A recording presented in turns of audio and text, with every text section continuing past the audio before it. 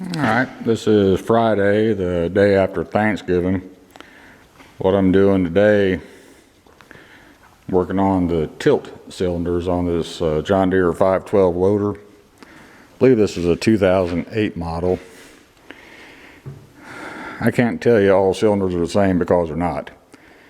And this one, there's a trick and a special ring required to get the cylinder rod and piston out. I already did some of the preliminary work, so everything's disconnected. About fell. Pull back, and it comes to a positive stop.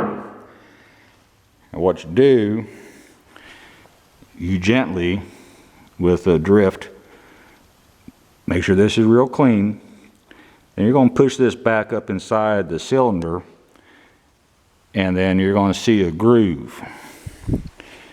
There's an internal locking ring on the piston, and that metallic hit is where it's coming up to that groove and stopping.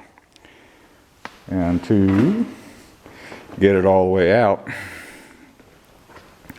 when you buy a John Deere rebuild kit, that's the number in case you can see it, AHC 16966. And there's two different kits.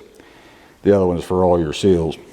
But anyway, you've got this split ring that's cut at a taper. That's going to go into that groove, and then you can get your piston out.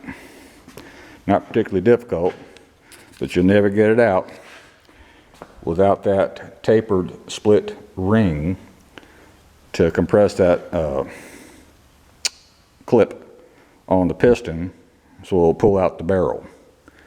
This is going to be a multi-part video. When I get this thing out, I'll show you more detail about that little part. So this is all for this one. Thank you.